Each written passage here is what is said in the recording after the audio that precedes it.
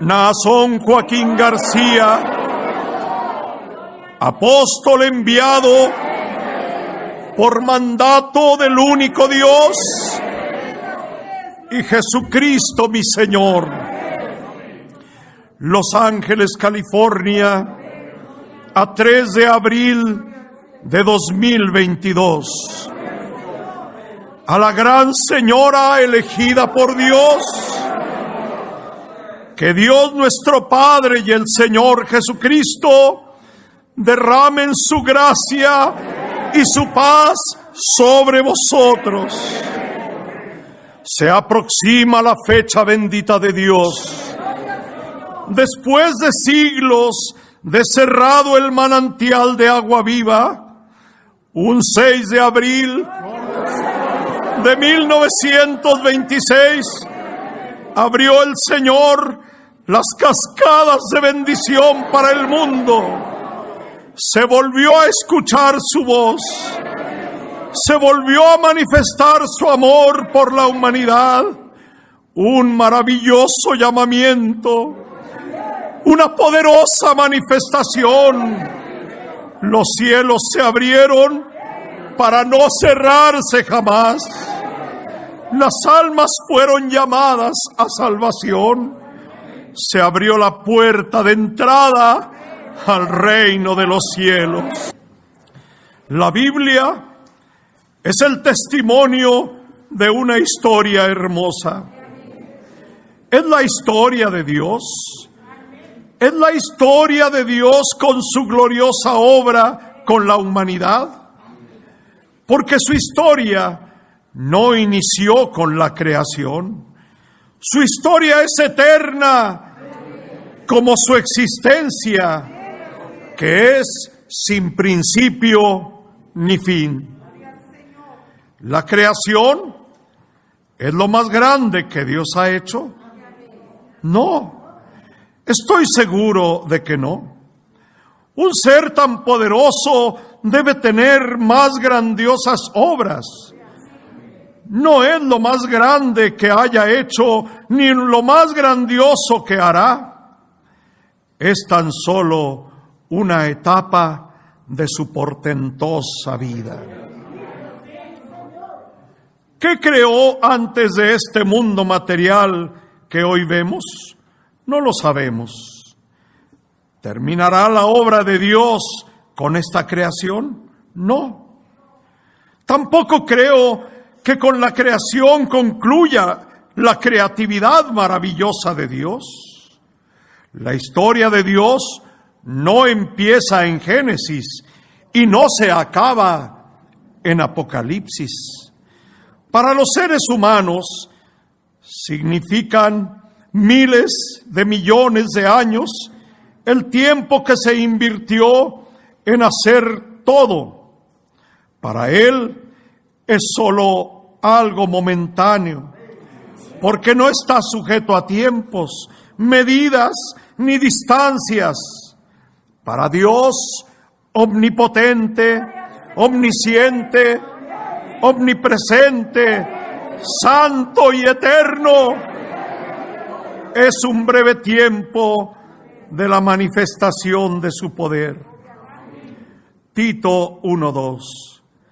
En la esperanza de la vida eterna, la cual Dios, que no miente, prometió desde antes del principio de los siglos. Hay actividades que Dios realizó antes de que creara al mundo material y espiritual. El testimonio más cercano es que dedicó tiempo a preparar pacientemente su proyecto de creación y salvación a través de las promesas hechas a su Hijo y la invitación a la vida eterna. Así la vida de Dios no es exclusiva para este mundo que conocemos. Su existencia gloriosa y maravillosa mantiene más actividades y más circunstancias, las cuales vivió desde antes de la creación. Dios está atento solo a lo que pasa en esta tierra, o aún más, Dios está concentrado solo en nuestro universo. Sería ser demasiado pretenciosos. No, Dios tiene muchas cosas en su existencia gloriosa. Antes del universo tenía actividades prodigiosas y maravillosas. Sí, a la par de nosotros tiene grandezas inimaginables. Sí, después de nuestro mundo, cuando sea deshecho, seguirá teniendo cosas valiosas e importantes. Sí, por eso es grandioso. Por eso es todopoderoso.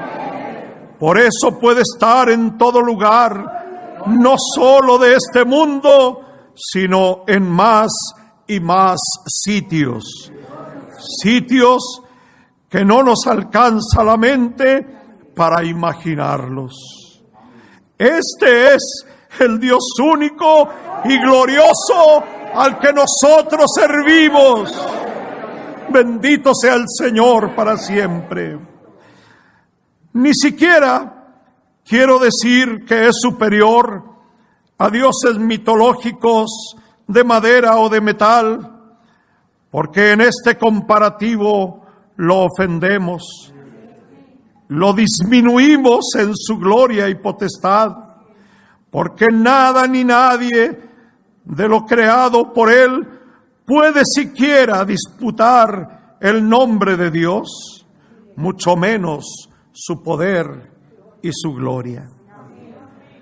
Cuando nos creó a nosotros en este mundo terrenal, con este cuerpo animal, creó otro mundo más perfecto y distinto.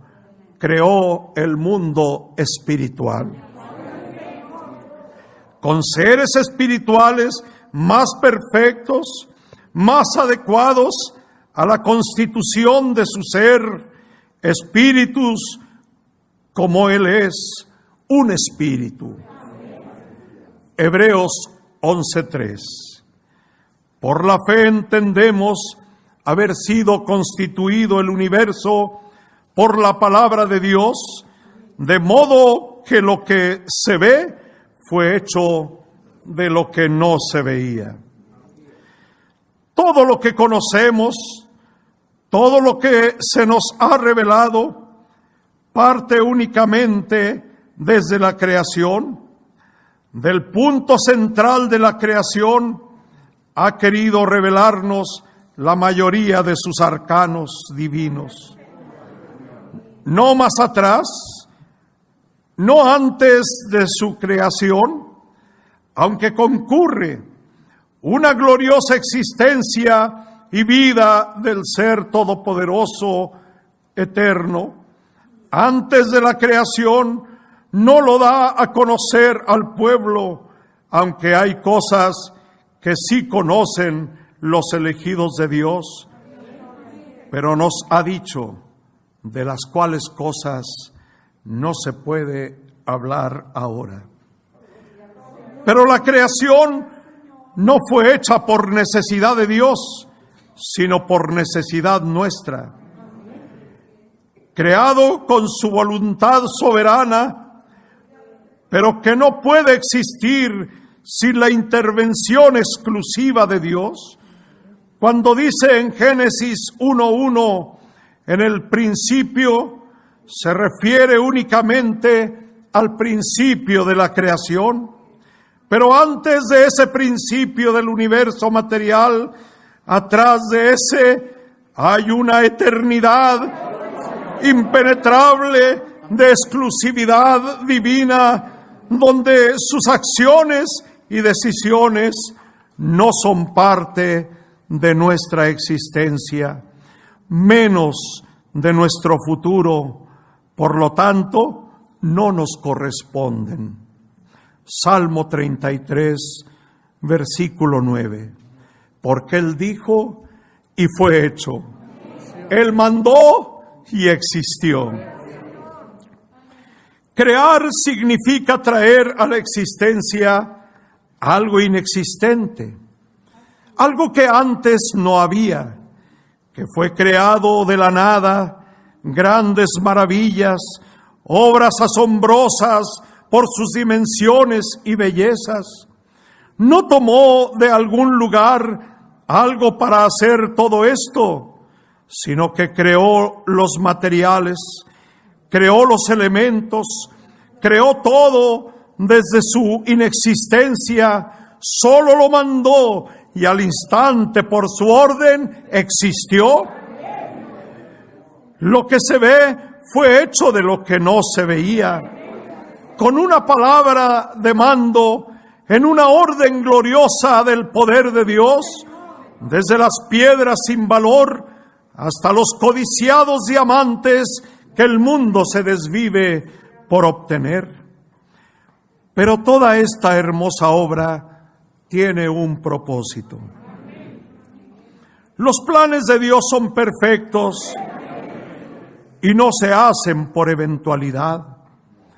Cuando diseñó en los proyectos divinos crear esta maravillosa obra que combina la formación de obras colosales en cada galaxia, para concluir con la totalidad del universo que aún es desconocido para la ciencia, aunque se auxilian de aparatos modernos, siguen siendo los inicios de comprensión de la grandeza de la obra de Dios. Aunque en la grandiosidad de la obra diseñada no era el centro del proyecto glorioso de Dios, la obra avanzó con la creación del hombre, la cual, al describirla Moisés en el Génesis, después de que Dios le revelara todas las cosas del principio, lo relató dirigido por él de una hermosa manera, cuando utiliza la arcilla abundante de la tierra para crear una figura, para después depositar en su interior un espíritu similar al suyo, con cualidades de su propio ser espiritual, haciendo que la arcilla tomara vida en un complejo latido de todos sus órganos más delicados de la fina obra divina, creando las maravillas de la vida de un ser vivo dentro de toda la materia inanimada, coronado con un espíritu perfecto, santo y limpio. Romanos 11, 33 al 34. Oh profundidad de las riquezas, de la sabiduría y de la ciencia de Dios. Cuán insondables son sus juicios e inescrutables sus caminos. Porque ¿quién entendió la mente del Señor o quién fue su consejero? ¿Qué hombre con el máximo de coeficiente intelectual, IQ en inglés, podría considerar que tiene posibilidad de medirse dentro de la sabiduría de Dios? Ninguno. No hay manera de hacerlo. No hay medida, ni mucho menos comparación. La sabiduría de Dios es inmensamente inescudriñable. Solo conocemos lo que nos ayuda a entender, lo que hace que entendamos, porque no estamos ni estaremos nunca dentro del mínimo de su grande sabiduría. Su ciencia es posible poder entenderla e interpretarla. Tampoco está dentro de nuestras posibilidades. Por eso hice unos señalamientos de frases de algunos profetas que cuando tocaron mínimamente destellos de su ciencia sobre la tierra redonda, sobre que está pendiendo de la nada, sobre el universo infinito, entre muchos más, que había estado escrito en los papiros o escritos antiguos por siglos, y que el hombre lo descubrió e hizo un gran alboroto por su descubrimiento. Dios seguramente reía de nuestra ingenuidad de seres humanos. ¿Quién podrá darle un consejo de cómo hacer sus obras maravillosas? Nadie. Nadie está en la capacidad, ni los más destacados científicos, ni los más ilustres estudiosos. Todos son analfabetas ante su brillante sabiduría. Aunque era sorprendentemente glorioso todo lo que se podía ver, una tierra, un sol, la luna, la luz, el calor, seres vivos inundando la tierra, faltaba lo más importante, lo más valioso de toda la creación, la grandiosidad del proyecto divino y para quien fue creado. Me refiero a mi Señor Jesucristo. Por Él y para Él se creó todo. Todo lo que vemos y lo que no conocemos, lo material y lo espiritual, determinado en el plan de Dios, preparado antes de la existencia de todas las cosas, decidió que fuera su Hijo, nacido de mujer, por lo tanto, sería el heredero de todo lo creado, sean el mundo y sus estrellas, constelaciones, sea el mundo espiritual formado por los ángeles, arcángeles y querubines. Efesios 1, 4 al 6 y el versículo 10. Según nos escogió en Él antes de la fundación del mundo, para que fuésemos santos y sin mancha delante de Él, en amor, habiéndonos predestinado para ser adoptados hijos suyos por medio de Jesucristo, según el puro afecto de su voluntad, para alabanza de la gloria de su gracia, con la cual nos hizo aceptos en el amado, de reunir todas las cosas en Cristo, en la dispensación del cumplimiento de los tiempos, así las que están en los cielos como las que están en la tierra. Pero con relación a este mundo material y espiritual, lo hizo por una razón muy especial.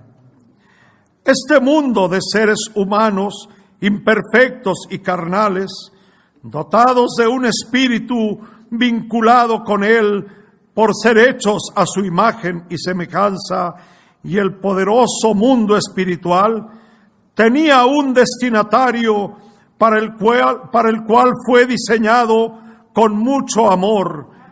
Ese ser dichoso y glorioso es Jesucristo. Para Él hizo el universo y todo lo que está en él. Para Él hizo este mundo material donde está incluido el hombre, pero también para Él hizo el mundo espiritual, donde vive Dios, donde habita el Ser Todopoderoso. Y no solo eso, le dio un espacio, un trono inmediatamente al lado suyo. ¿Por qué creó Dios todas estas cosas que hoy hemos señalado? Para hacer un reino para su Hijo. un reino que se asienta en el dominio de los cielos, pero que tiene presencia en esta tierra, llena de seres imperfectos y pecadores, pero que son por los que Él vino a entregar su vida. Hebreos 1:2. En estos postreros días nos ha hablado por el Hijo, a quien constituyó heredero de todo y por quien asimismo hizo el universo. La heredad de Jesucristo fue otorgada desde su nacimiento, una heredad sin límite y sin restricción, cuando expone que es heredero de todo. No se reserva absolutamente nada.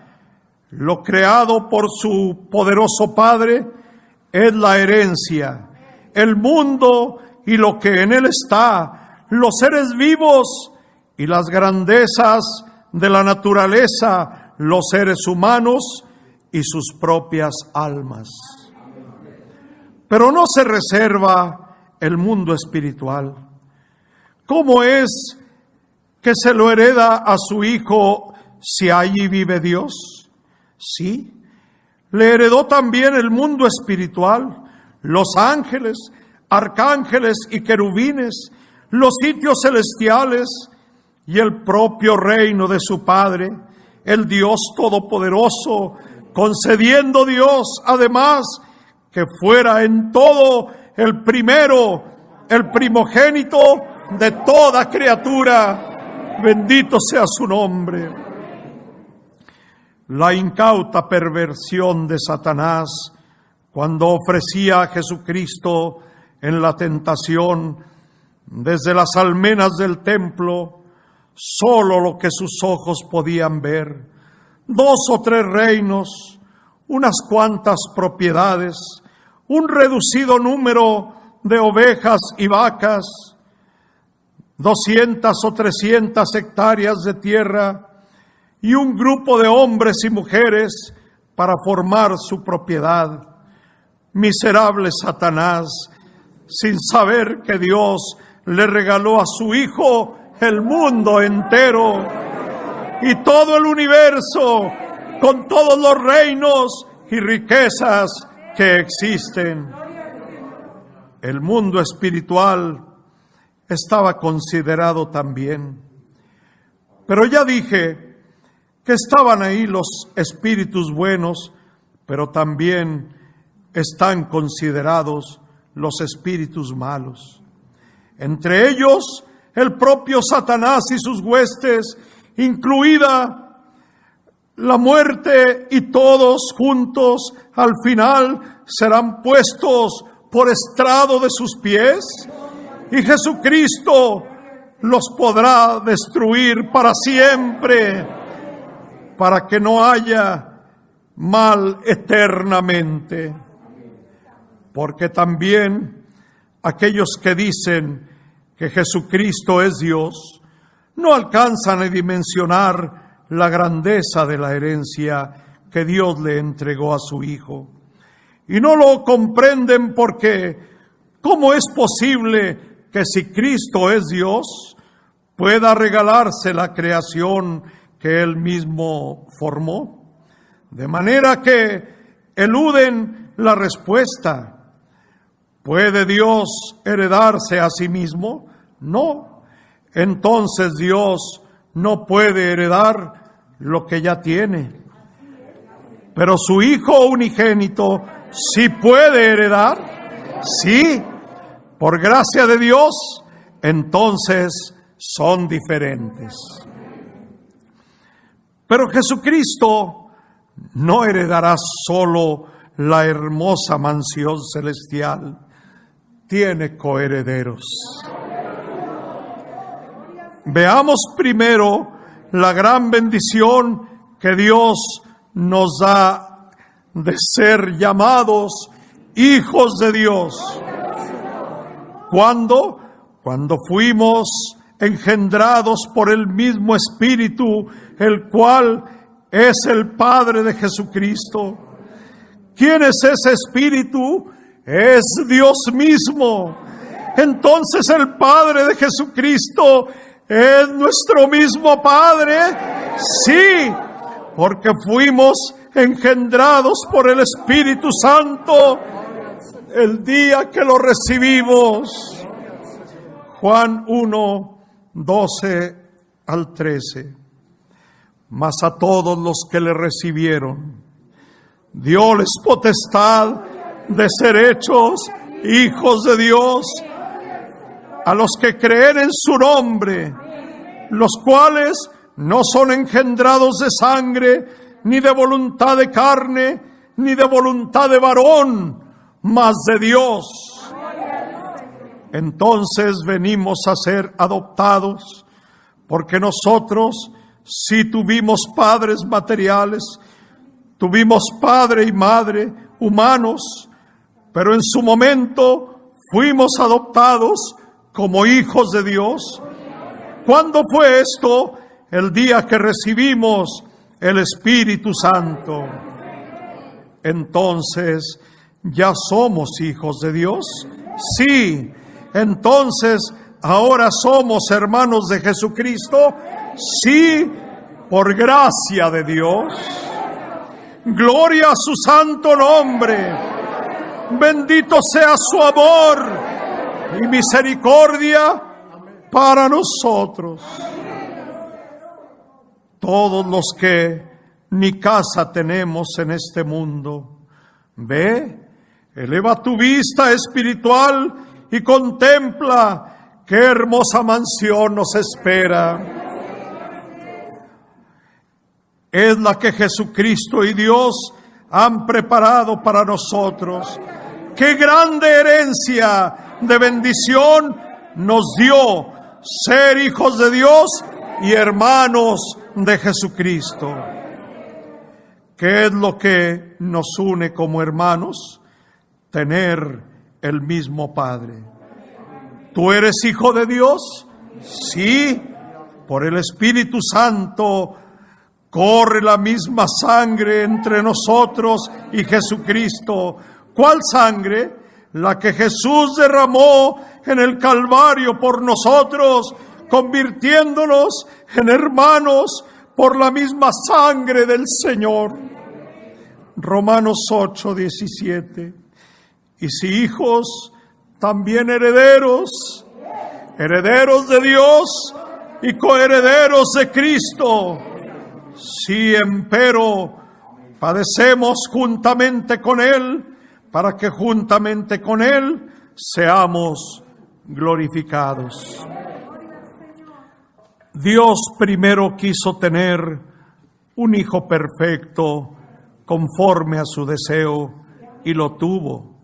Un ser lleno de dones y perfecciones, que si bien es gracias a su aportación, a su regalo como Padre, pero recordamos que también influye la parte personal, la voluntad, utilizando su libre albedrío, su razonamiento y su propia forma de ver las cosas.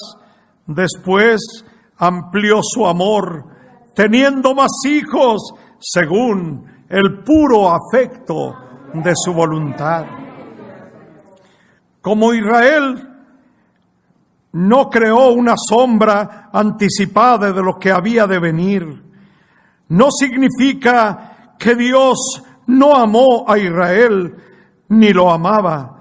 No quiere decir que Dios cerró su misericordia para Israel, no, pero ahora le pone la misma condición que nos puso a nosotros, dijo el Señor: no me volveréis a ver hasta que digáis: bendito el que viene en el nombre del Señor.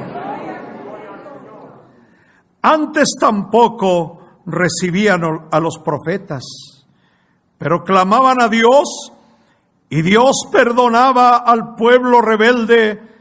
Aún rechazados, seguían tratando de que entendieran la voluntad de Dios sin importarles la situación que vivían. Si lo recibían bien, estaban alegres. Si no aceptaban las palabras que llevaban, de todas formas daban gloria a Dios. Ellos sabían que de cualquier forma cumplían siendo los mensajeros de Dios. Siempre oraban en favor del pueblo de Dios y pedían a Dios bendijera a su pueblo.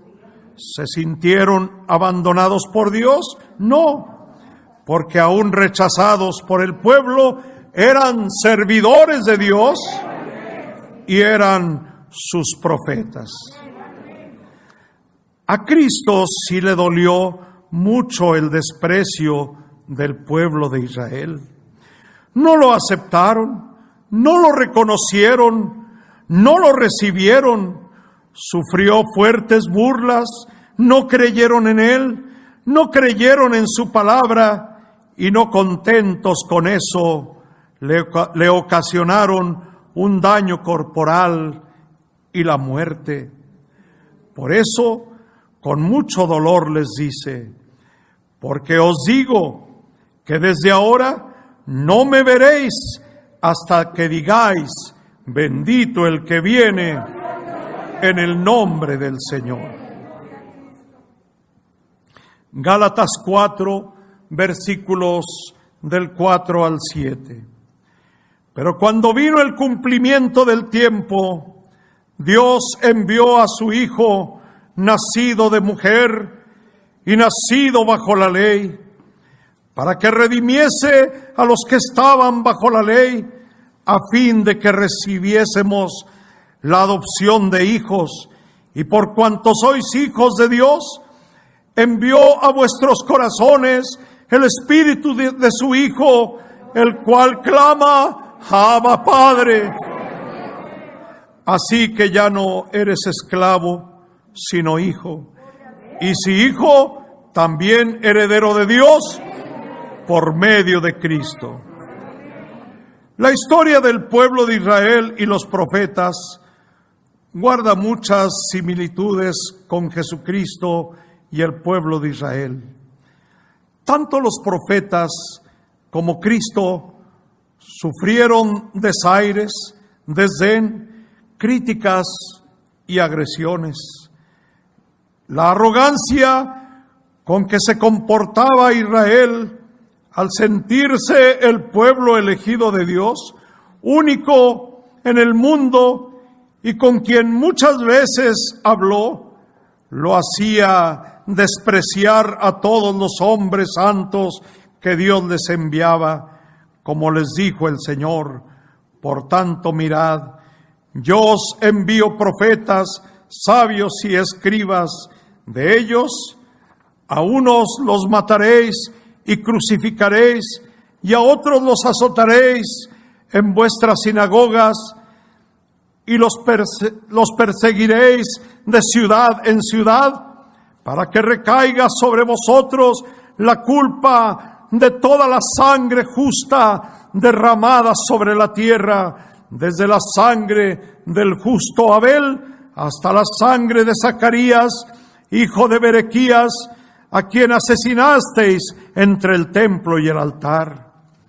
Y dejó escrito estos hechos para que ahora nosotros, en referencia a aquellos hechos, no cometamos los mismos errores que ellos.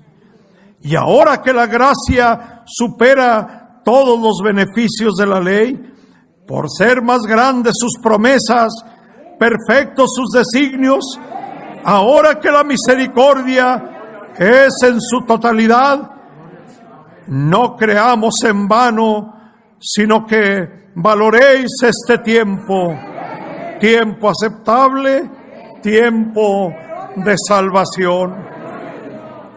Romanos capítulo 8, versículos 16 y 17. El Espíritu mismo da testimonio a nuestro espíritu de que somos hijos de Dios. Y si hijos, también herederos, herederos de Dios y coherederos con Cristo, si es que padecemos juntamente con Él, para que juntamente con Él seamos glorificados en Cristo.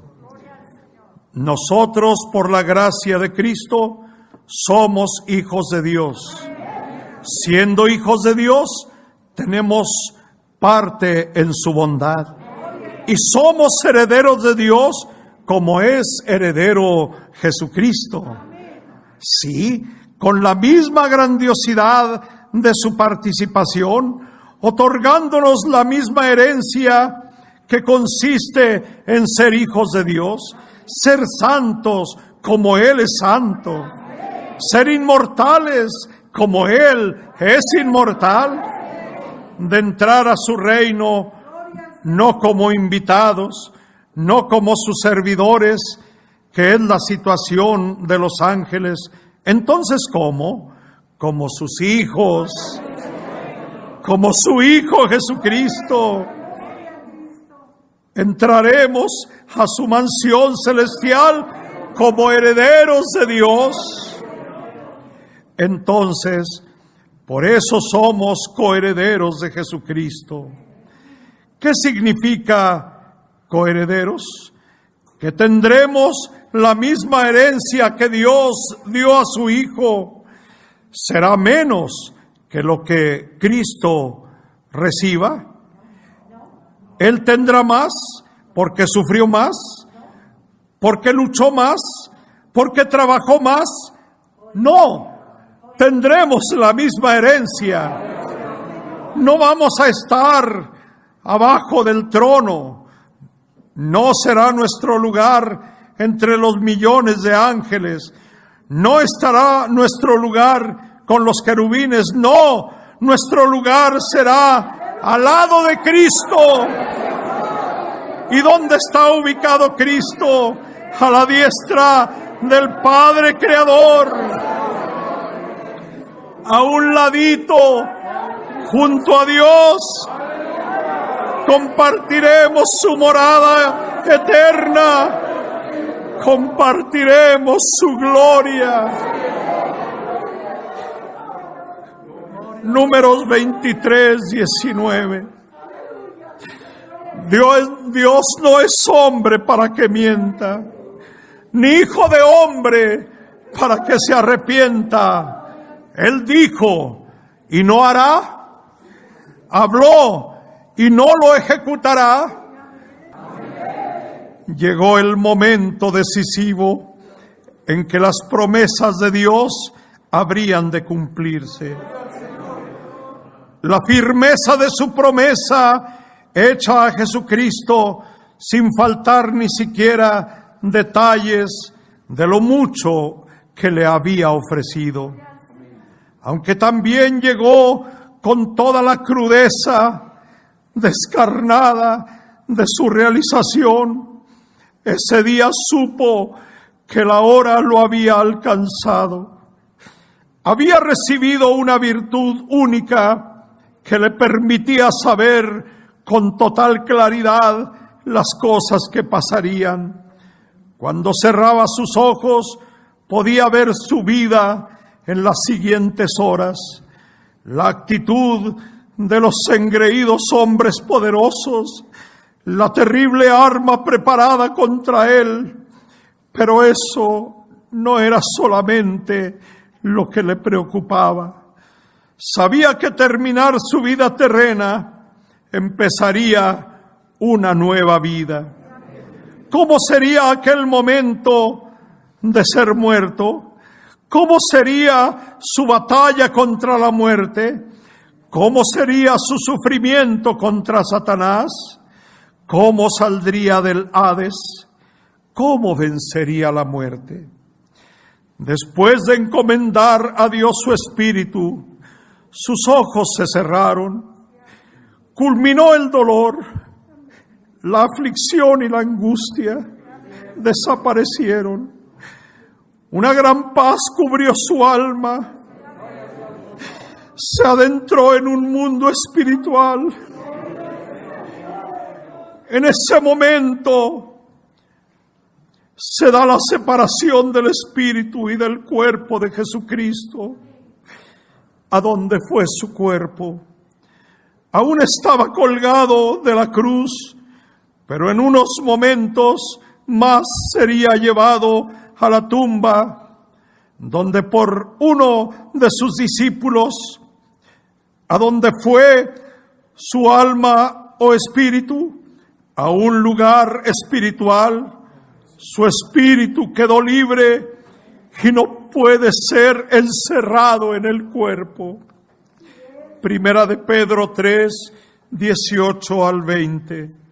Porque también Cristo padeció una sola vez por los pecados, el justo por los injustos, para llevarnos a Dios, siendo a la verdad muerto en la carne, pero vivificado en espíritu, en el cual también fue y predicó a los espíritus encarcelados, los que en otro tiempo desobedecieron, cuando una vez esperaba la paciencia de Dios en los días de Noé, mientras se preparaba el arca, en la cual pocas personas, es decir, 8, fueron salvadas por agua.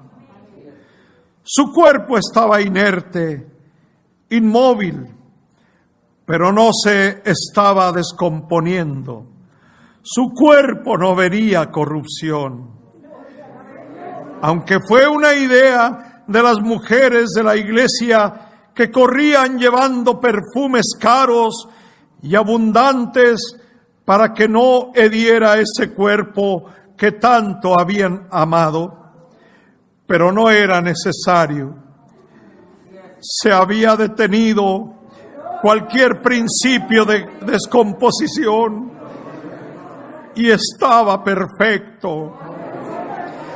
En tanto su espíritu, como se encontraba, Cristo estuvo consciente durante los 3 días de su muerte física, sí.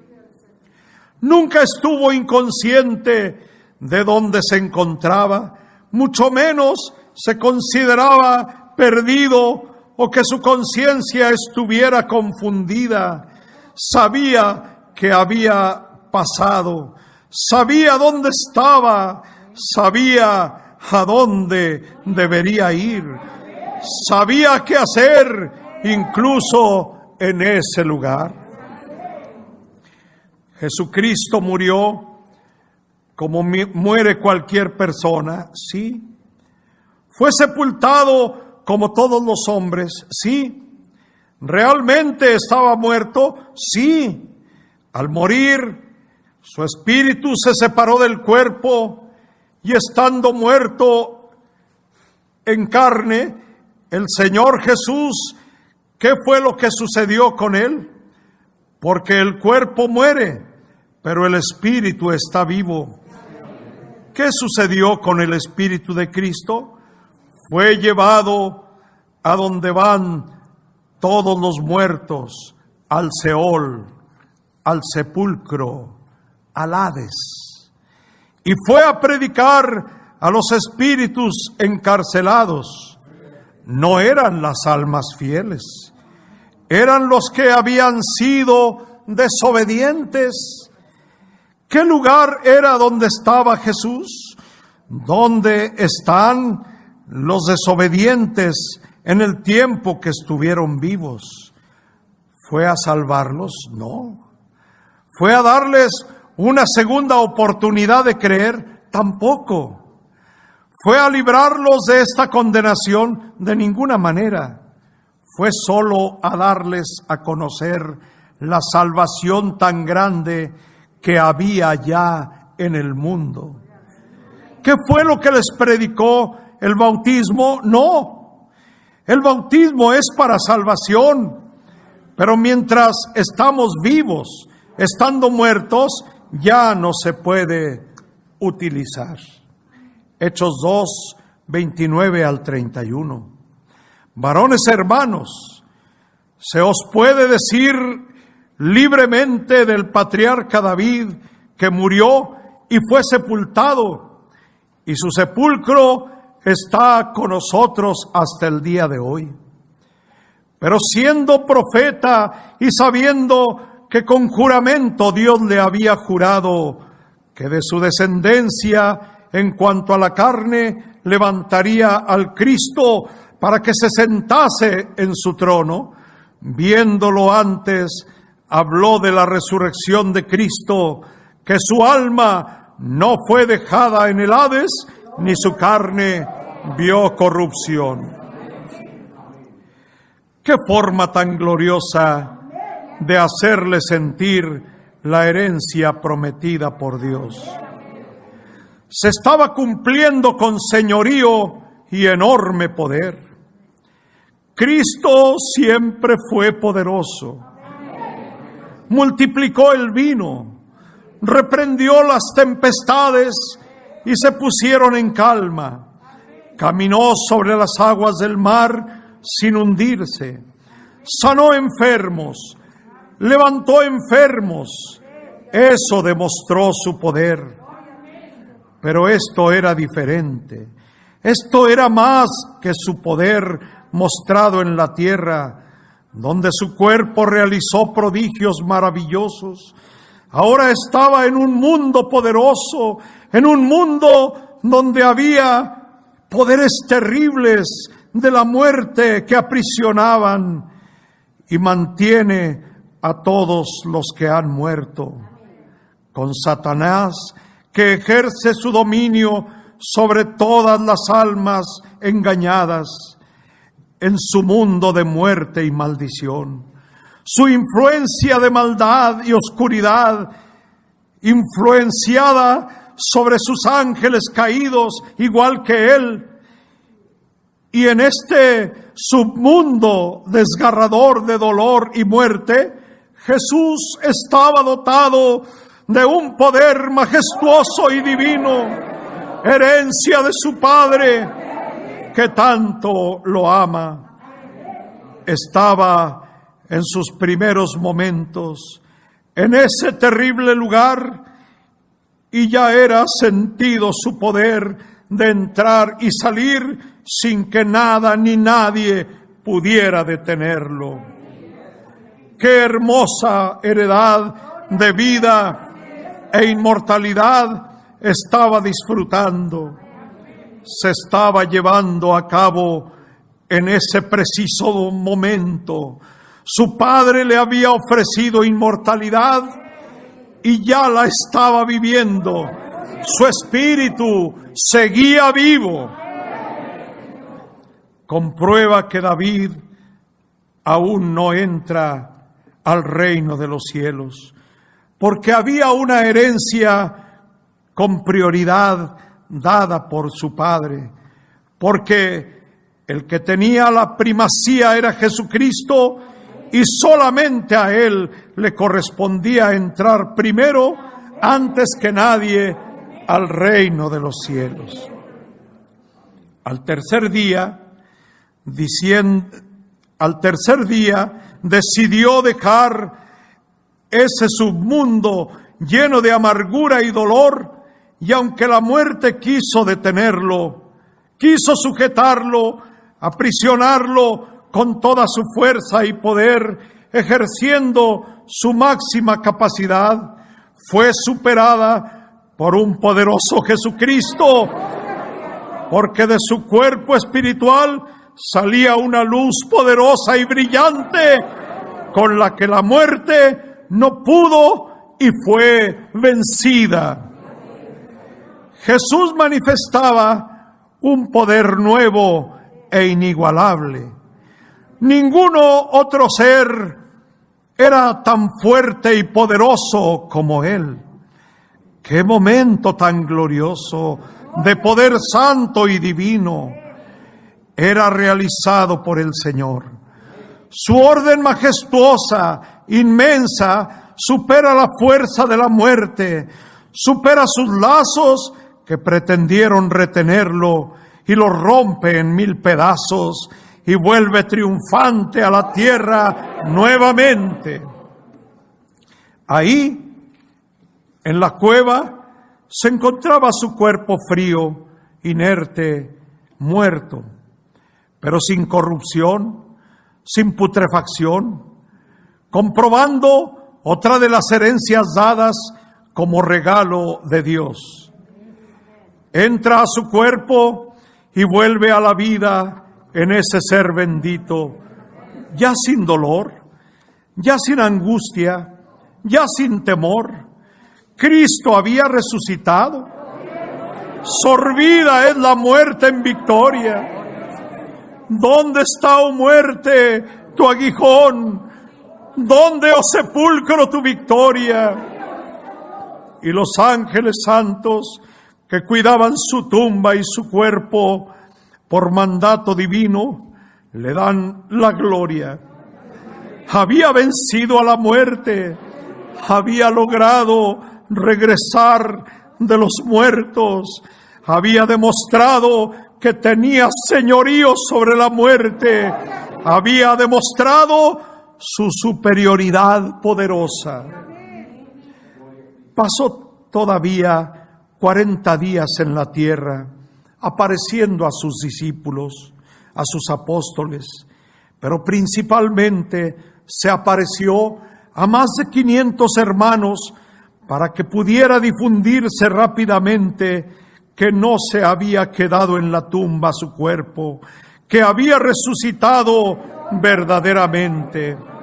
Su cuerpo, como todo en él, tenía una representación, un tipo y figura de lo real y verdadero.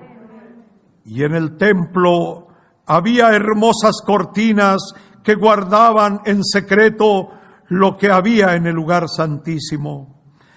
Cortinas de lino torcido, azul, púrpura, carmesí, y contenían querubines de obra primorosa, con bordados de hilos de plata e hilos de oro, las cuales cubrían el lugar santísimo, a donde únicamente podía entrar el sumo sacerdote una vez al año.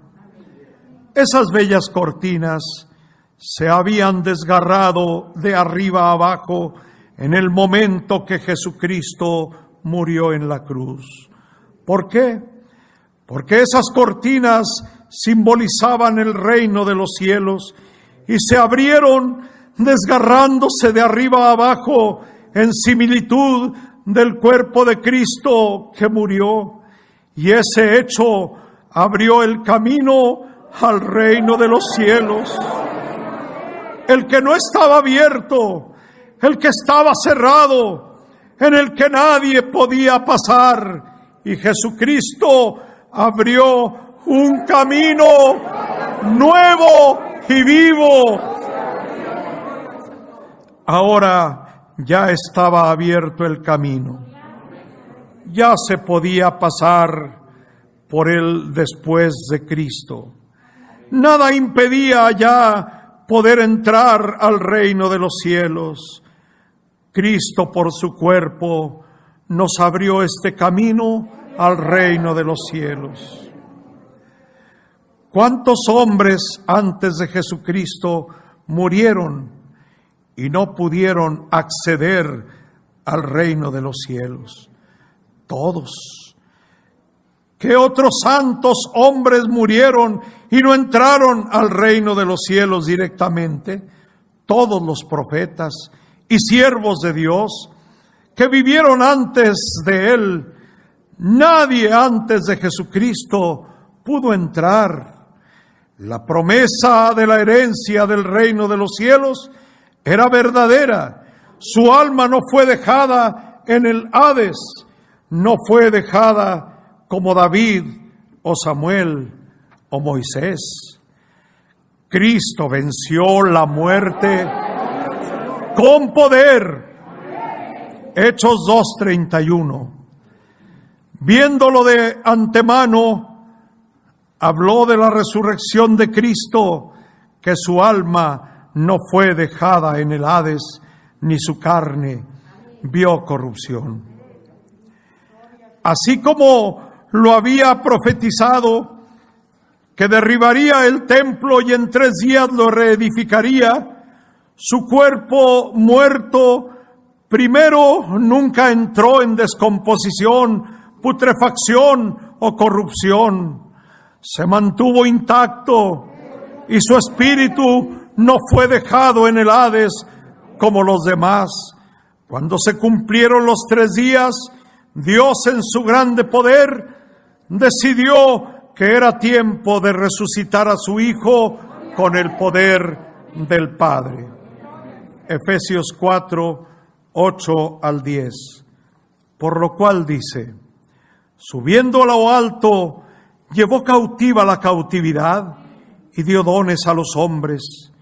Y eso de que subió, ¿qué es? Sino que también había descendido primero a las partes más bajas de la tierra. El que descendió es el mismo que también subió por encima de todos los cielos para llenarlo todo. Cristo venció al Hades, que no pudo retenerlo, y venció a la muerte porque resucitó. La resurrección de Jesucristo es una muestra de 2 cosas muy importantes. Primero, que Dios cumplió su palabra.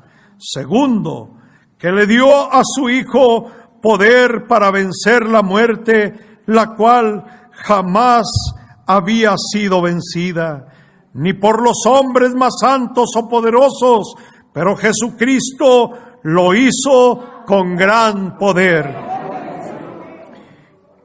Y resucitado, subió no solo a la tierra, que constituía una dificultad suprema, subió hasta el cielo mismo, para poder tener el encuentro más glorioso y memorable, encontrarse con su Padre, a poseer todo lo espiritual.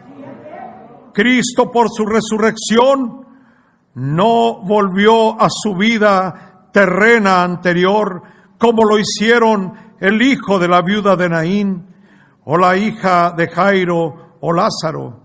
Cristo resucitó a la vida eterna, a la vida que está más allá de la muerte, fuera pues de la posibilidad de volver a morir. Lucas 24, versículos del 5 al 8. Y como tuvieron temor y bajaron el rostro a tierra, les dijeron: ¿por qué buscáis entre los muertos al que vive? No está aquí, sino que ha resucitado. Acordaos de lo que os habló cuando aún estaba en Galilea, diciendo: es necesario que el Hijo del Hombre sea entregado en manos de hombres pecadores, y que sea crucificado y resucite al 3er día. Entonces ellos se acordaron de estas palabras. Siempre somos temerosos de lo espiritual, aun cuando se trata de algo maravilloso, de una bendición única y especial, lo cual debería causar alegría desbordada. No obstante, cuando las mujeres vieron que el cuerpo del Señor no estaba sobre la roca y que había 2 seres luminosos que estaban al pie de su tumba, se estremecieron en su ser y tuvieron miedo, y prefirieron no ver, bajando la vista. Pero aquellos santos seres les recordaron que ya se había cumplido su palabra y había resucitado. Todo estaba cumpliéndose exactamente conforme al trazo del plan divino. Y conforme a lo prometido por Dios a su santo Hijo Jesucristo, nada se salía de lo diseñado por Él. Así como a través de los profetas de todos los tiempos había advertido que sucedería, conforme había sido tipificado a través de la ley, a través de figuras y simbolismos, donde se destacaba la figura insigne del ser destinado por Dios para hacer posible la salvación, no de un pueblo, no de un país, de todos los que habitamos en el mundo, de acuerdo con dos determinaciones del Ser Supremo, conforme a su plan creado antes de la fundación del mundo, conforme a las promesas hechas a su Hijo Jesucristo. Mateo 27, versículos 50 y 51. Mas Jesús, habiendo otra vez clamado a gran voz, entregó el Espíritu. Y he aquí, el velo del templo se rasgó en dos de arriba a abajo, y la tierra tembló y las rocas se partieron. Cuando el Señor Jesús expiró, la hermosa cortina del templo se rompió de arriba a abajo. Recordemos que esas cortinas de un velo azul, púrpura, carmesí y lino torcido, era una obra primorosa con querubines bordados, con pelo fino de camello y cabras, hilos de plata y oro entrelazados, formaban un encaje bellísimo, convirtiéndose en una pieza de mucho valor. Además de hermosa, estas cortinas hacían una separación entre el lugar santo y el lugar santísimo, donde solamente una vez al año entraba solo un hombre, el sumo sacerdote, pero antes de entrar debía limpiarse perfectamente y ofrecer un sacrificio de un macho cabrío sin defecto para realizar un rito especial, y después podía entrar solo. A excepción del sumo sacerdote, nadie conoció lo que había dentro del lugar santísimo. Nadie nunca había entrado a ese santo lugar. Es que ahí se encontraba el arca de Dios, que contenía las dos tablas del pacto, la vasija de oro que contenía el maná y la vara de Aarón, todos símbolos de gran valor religioso para el pueblo. Eran la mayor valía histórica del pueblo. Hebreos 9, 3 y 4. Tras el segundo velo estaba la parte del tabernáculo llamada el lugar santísimo, el cual tenía un incensario de oro y el arca del pacto cubierta de oro por todas partes, en la que estaba una urna de oro que contenía el maná, la vara de Aarón que reverdeció y las tablas del pacto. ¿Por qué se rasgó esa cortina? ¿Cuál era el significado? La respuesta es: porque esa cortina tan bellamente confeccionada con metales de tan alto valor y delicados y finos bordados, significaba en el tipo y figura de lo real y verdadero. Simbolizaba el reino de los cielos, al cual nadie podía entrar sino únicamente el sumo sacerdote, una vez cada año, para ofrecer sacrificios por los pecados de los hombres, de manera que Cristo no podía entrar en ese lugar por no ser parte integrante del sacerdocio. El día que Jesús muere crucificado en la cruz, se produjo el verdadero sacrificio, no de un cordero como lo ofreció el sumo sacerdote. Ahora estaba presente el verdadero Cordero de Dios que quita el pecado del mundo. Y Jesús no fue a ofrecer un sacrificio de un animal, sea cordero o un toro. No, se ofreció a sí mismo. No fue a derramar sangre de algún animal, fue a derramar su propia sangre, para que con derramamiento de su sangre pudiera hacer limpios a todos los hombres por su muerte.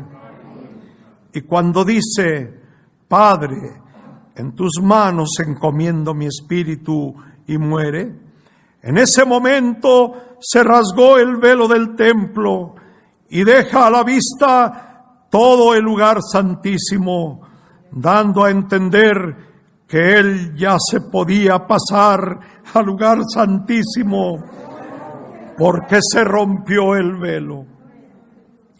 Porque al morir Jesucristo se rasgó su carne, y su carne simbolizaba el cielo. Y pudo abrirse el verdadero velo, que es el cielo, que por su carne abrió un camino nuevo y vivo, para que ahora todos podamos entrar en el lugar santísimo, esto es, en el reino de los cielos. Por esto, hermano, hermana, tú y yo podemos entrar al reino de los cielos, no por nuestras buenas obras, sino por el sacrificio de Jesucristo. Hebreos 10, del 19 al 22. Así que, hermanos, teniendo libertad para entrar en el lugar santísimo por la sangre de Jesucristo, por el camino nuevo y vivo que Él nos abrió a través del velo, esto es, de su carne, y teniendo un gran sacerdote sobre la casa de Dios, acerquémonos con corazón sincero, en plena certidumbre de fe, purificados los corazones de mala conciencia y lavados los cuerpos con agua pura.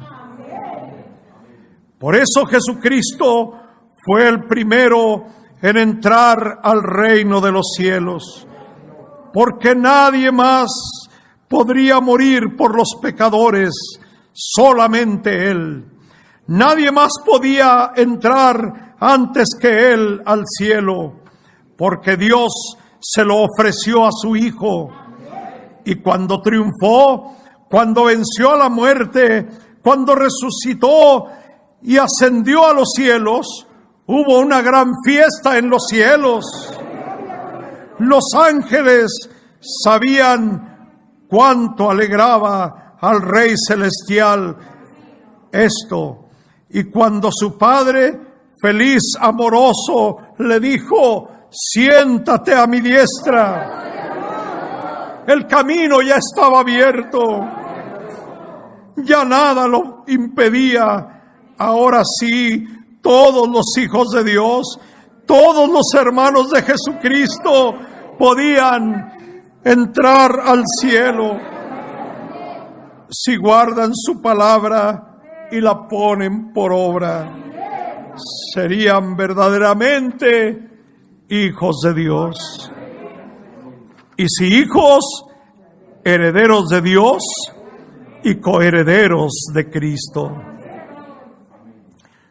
Primera de Juan 3:2.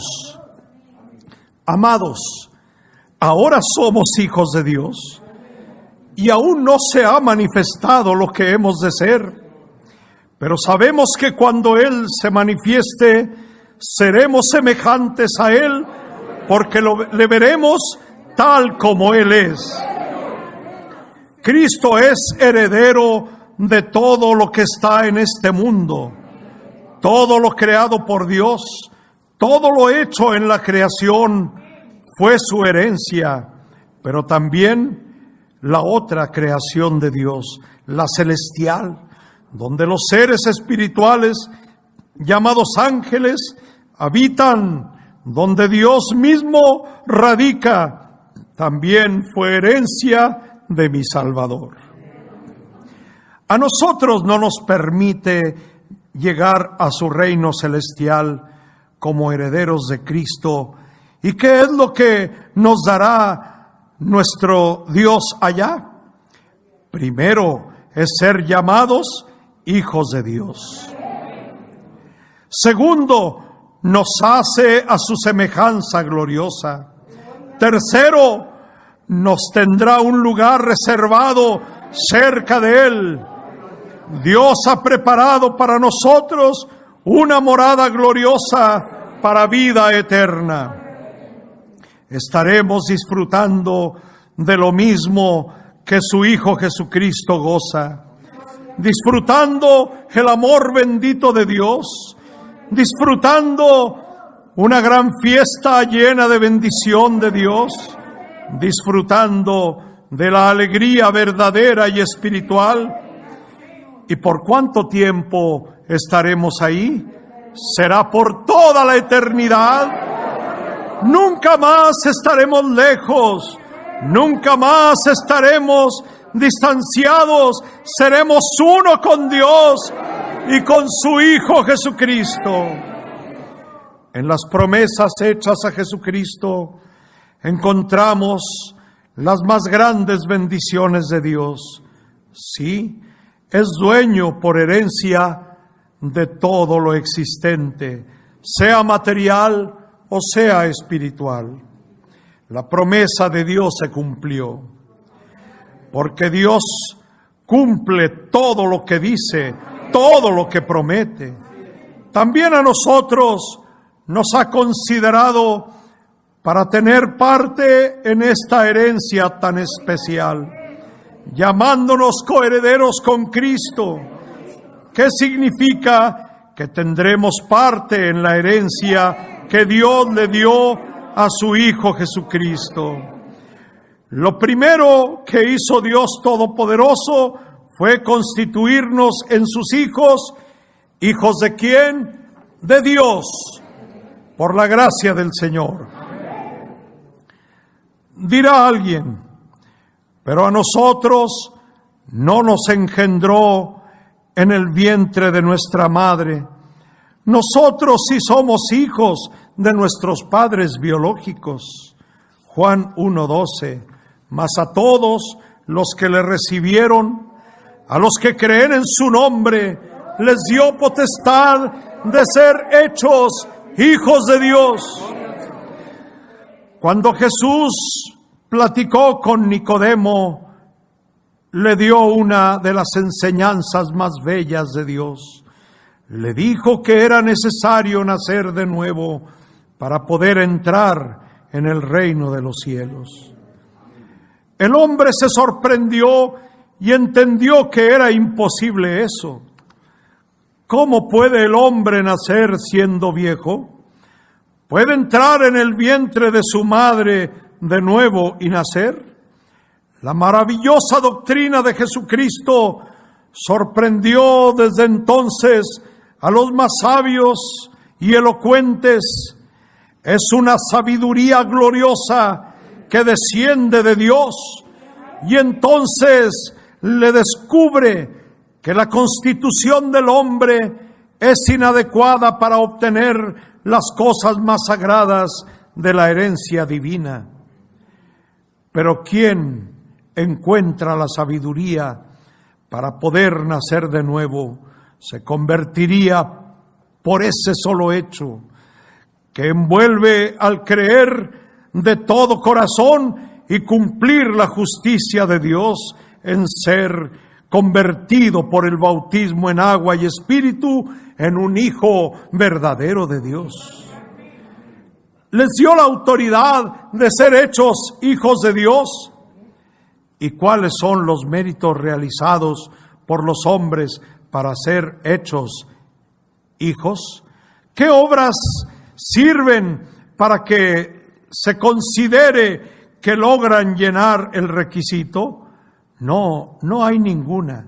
Ser hijo de Dios se logra con el puro afecto de la voluntad, no por obras, para que nadie se gloríe. Efesios 1:5. En amor, habiéndonos predestinado para ser adoptados hijos suyos por medio de Jesucristo, según el puro afecto de su voluntad.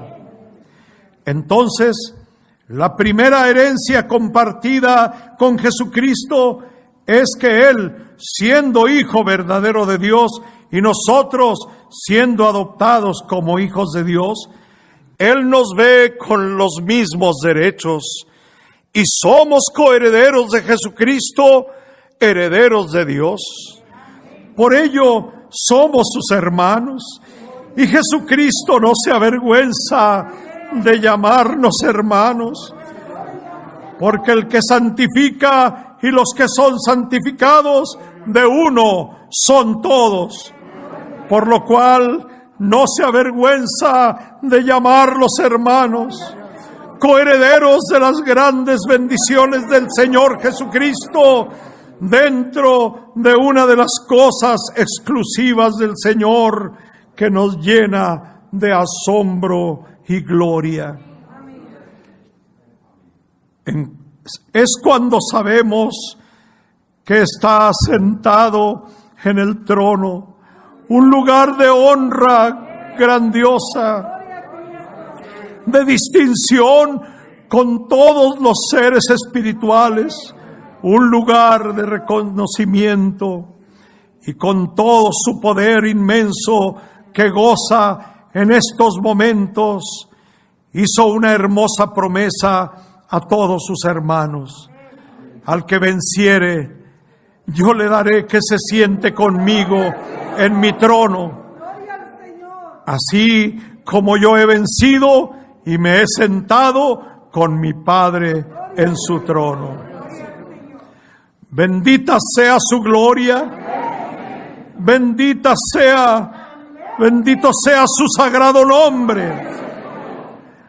No nos estaremos alejando de Él, aunque para nosotros estar en el cielo es lo más anhelado. Quiere dar aún más brillo y hermosura a la herencia y nos da la oportunidad como hijos de Dios que compartamos en algún momento ese trono poderoso de su reino. Sentados en el trono excelso de Jesucristo, si es una promesa de coherederos. ¿O no sabéis que los santos han de ser juzgados, que los santos han de juzgar al mundo?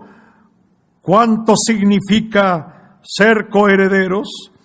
¿Cuánta gloria tendremos compartiendo su herencia eterna? Por ello, con mayor cuidado, debemos buscar ser justos en nuestras vidas. ¿O no sabéis que hemos de juzgar a los ángeles, cuanto más las cosas de este siglo? Señor, qué cosas tan maravillosas nos esperan en tu reino. Qué cosas tan bellas disfrutaremos con tu Hijo Santo. Guárdanos en santidad, guárdanos en fidelidad, guárdanos en tu santo amor. Y después de haber llegado al reino de su Padre, nuestro Padre, vendrá un momento de poder. Finalmente aquel ser humano débil que se cansaba caminando en las polvorientas calles, que se secaba su garganta por falta de agua, que sufrió la ignominia, fue amancillado ante los poderes humanos, golpeado hasta por los pordioseros, injuriado y maldecido con la potestad del único Dios todopoderoso, se levantará de su trono y hará traer ante Él a todos sus fuertes enemigos y serán puestos por estrado de sus pies. Sometidos y humillados, ya su poder y el de sus demonios estarán bajo sus plantas. Después se levantará y con el poderío con que su Padre lo ha dotado, hará una orden con todo su poder. Ordenará que el poderoso diablo y sus colaboradores, los que tanto mal causaron a quienes Tanto se les teme. Los que escaparon un tiempo de su determinación y junto con ellos la propia muerte y el Hades serán echados al lago de azufre. Este será el fin de Satanás.